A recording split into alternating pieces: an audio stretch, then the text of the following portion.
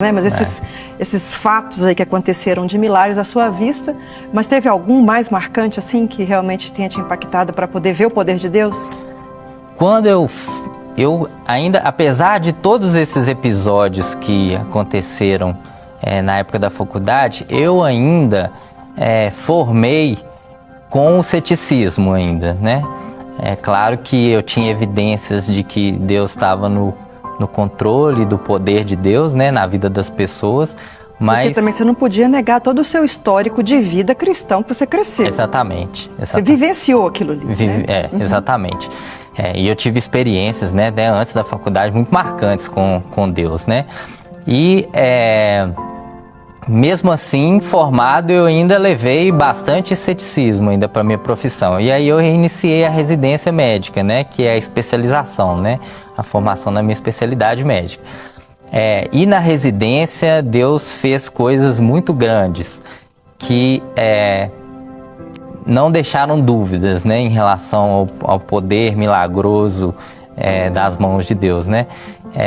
O caso que mais me chamou a atenção na época da residência foi que havia um paciente que tinha sofrido um AVC hemorrágico muito grave e ele ficou em coma vários dias.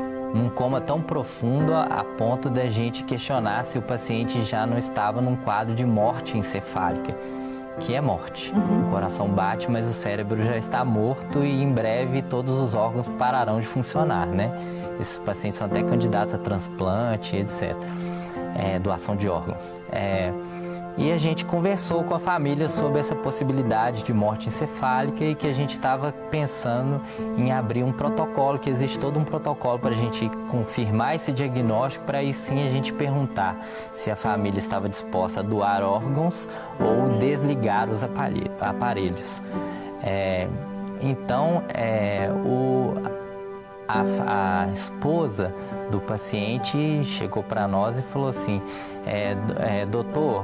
doutores, né, era eu e o meu preceptor, né, o médico mais experiente que me acompanhava ao longo da especialização. Doutores, eu respeito muito os senhores, o conhecimento dos senhores, a ciência, mas eu queria falar para os senhores que eu não vou aceitar essa abertura de protocolo, porque ele não vai morrer, ele vai viver. Porque lá na minha igreja eu estava lá numa campanha de oração com meu pastor e a gente orando, e Deus falou comigo numa profecia de que ele ia sair daqui do hospital andando. E obviamente o meu professor, que não tem nenhuma religião manifesta, né? Ele ficou com muita raiva e saiu para lá nervoso. Eu continuei conversando com ela, argumentando que o quadro dele era muito grave, que as chances para medicina e para ciência eram nenhuma, né?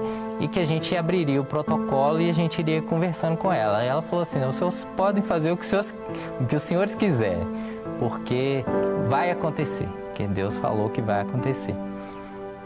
E aí eu também, cético, saí seria um milagre incontestável se isso acontecesse, né?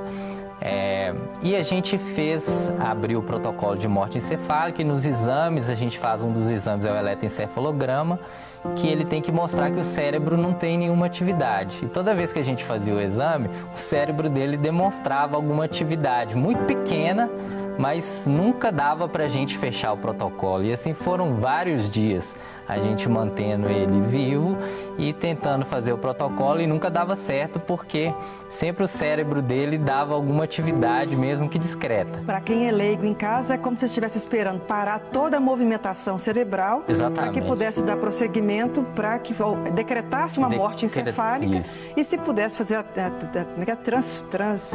transfusão, não? Não, a doação de órgãos, ou desligar aparelhos se a família não quisesse. E aí vocês ficavam ali vigiando, esperando a coisa acontecer. Exatamente. Todo dia a gente fazia o exame e sempre dava alguma onda cerebral. E a lei é bem clara, que qualquer atividade cerebral a gente gente não pode atestar o diagnóstico, né? E todo dia ela ia lá e orava para o marido. E teve um dia que ela foi com o pastor da igreja dela e alguns irmãos da igreja. E pediu para entrar, a gente deixou entrar. E eles começaram a orar, começaram até a orar em um tom mais alto. E o médico preceptor lá falou: gente, esse povo tá gritando aqui, eles estão achando que aqui é uma igreja. Aí eu falei com ele, falei assim, deixa eles orarem lá, não tô incomodando ninguém tá aqui achando ruim, deixa eles lá manifestar a fé deles, né? E eu fiquei olhando assim, quero ver se isso vai acontecer mesmo, né? De forma bem cética mesmo, sabe? E Deus não me falou nada. As coisas iam acontecendo ali e eu também achando que não ia acontecer, mas deixa eles manifestar a fé deles, né? Faz parte de um cuidado humanizado, né? Isso. E ela orava e aí a gente dava sempre a mesma notícia para ela, que não tinha reversão, o quadro, e ela, não, eu respeito os senhores, mas ele vai viver. Um belo dia eu chego lá para examinar esse paciente e esse paciente, ele abriu os olhos. E tinha vários dias que ele não tinha nenhum reflexo, nem a dor ele tinha. Ele abriu os olhos e aí eu chamei o preceptor, falei assim, o paciente abriu o olho. E ele falou assim, você tá maluco, né? Como é que abriu o olho? Ele tem vários dias que ele tá em coma, então ele abriu os olhos. Aí ele foi lá e viu e realmente ele estava de olhos abertos e todo mundo ficou muito espantado com isso. A esposa veio visitar no dia e falou assim, tá vendo, doutor? Falei que ele vai sair daqui andando no hospital. E aí foi passando os dias e assim, abriu o olho, mexeu um braço, respondeu o estímulo doloroso e ele ia melhorar. Até um dia que ele estava consciente já. Não falava, mas interagia com a gente e ele recebeu alta do pronto-socorro para a enfermaria, para fazer uma reabilitação, porque ele milagrosamente acordou. E ele foi mudando e fazendo a reabilitação e todo dia eu ia lá na enfermaria, ia vendo e ela, viu, doutor, falei que ele estava melhorando, e todo dia ele melhorava um pouquinho de cada vez, até o dia que ele voltou a falar, voltou a conversar, voltou a comer.